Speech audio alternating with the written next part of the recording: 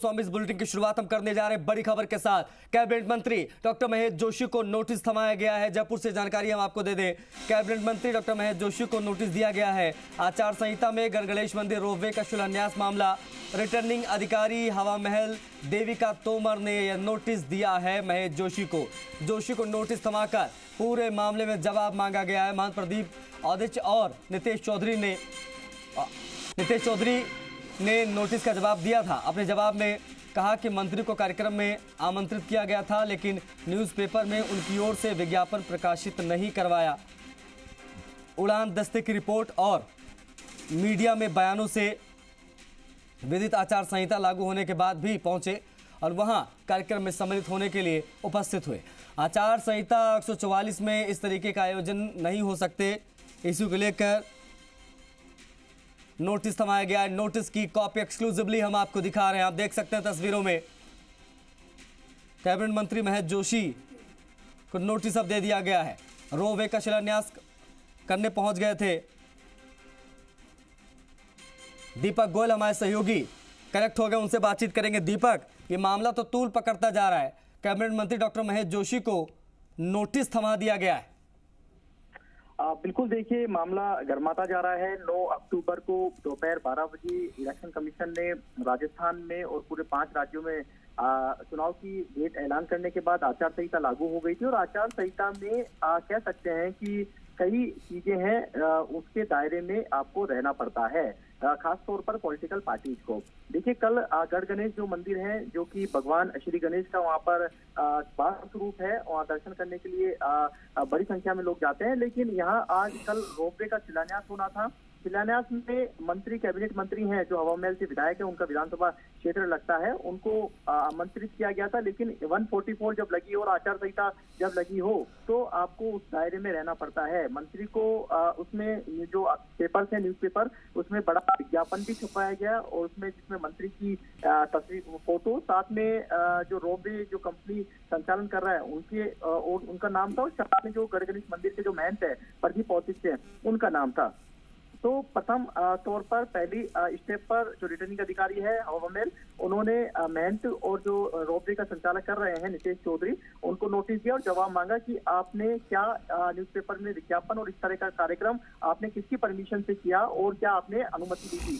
जब उनका जवाब आया कि उन्होंने कैबिनेट मंत्री महेश जोशी को आमंत्रित जरूर किया था, लेकिन उन्होंने किसी भी तरह का विज्ञापन न्यूज़पेपर में नहीं दिया। उनके जवाब आने के बाद में और साथ में जो उड़न दस्ता जो टीम होती है उसकी रिपोर्ट और मीडिया में जो उन्होंने महेश जोशी ने बयान दिए, उसके आधार पर रिटर्निंग अधिकारी जो हवा महल है देविका तोमर, उन्होंने आज कैबिनेट मंत्री और हवा महल के जो विधायक हैं उनको नोटिस थमाकर उनसे जवाब मांगा है। और जवाब में कहा है कि जो मंदिर महंत हैं और साथ में रोपवे के जो संचालक हैं, जो कंपनी काम कर रही है, उनकी ओर से जो जवाब आया है उसमें साफ तौर पर उन्होंने अपने को कहा है कि मंत्री को आमंत्रित जरूर किया था, लेकिन उन्हें विज्ञापन नहीं दिया गया। तो ऐसे में उड़न दस्ते की रिपोर्ट, साथ में बयान और साथ में उनके जो नोटिस का जवाब जो दिया गया है उसको आधार मानकर रिटर्निंग अधिकारी देविका तोमर ने कैबिनेट मंत्री महेश जोशी को नोटिस थमाकर जवाब मांगा। उन्होंने कहा है कि भारत निर्वाचन आयोग द्वारा जारी दिशा निर्देशों के अनुसार उक्त कृत्य आदर्श आचार संहिता के उल्लंघन की श्रेणी में आता है। आप अपना जवाब आज रिटर्निंग अधिकारी के समक्ष पेश कीजिए, नहीं तो नोटिस की मियाद में यदि आप जवाब प्रस्तुत नहीं करते हैं तो प्रकरण में नियमानुसार एक तरफा कार्रवाई अमल में ली जाएगी। देखिए, सबसे बड़ी बात यह है कि जिस तरह का जो नोटिस में लैंग्वेज और जिस तरह का जिक्र किया गया है उसमें कहा गया है कि विधानसभा आम चुनाव 2023 की घोषणा के साथ ही कोड ऑफ कंडक्ट यानी कि आदर्श आचार संहिता एवं 144 धारा है वो प्रभावी है। इस दौरान किसी भी राजनीतिक दल से संबंध रखने वाले राजनेता, वर्तमान में जो विधायक हैं और साथ में सरकार और अर्धसरकारी राज्य केंद्र सरकार से सहायता प्राप्त अनुबंधित संस्था के द्वारा आयोजित कार्यक्रम में शामिल होना, उद्घाटन, शिलान्यास करना, मंच का उपयोग करना पूरी तरीके से निषेध है। और इस तरह का उन्होंने ये भी कहा है कि आपको समाचार पत्रों में प्रकाशित समाचार और आपके द्वारा बयान जो उससे विद्युत होता है कि आप आदर्श आचार संहिता लागू होने के बावजूद आप कार्यक्रम में सम्मिलित होने के लिए मौके पर उपस्थित हुए।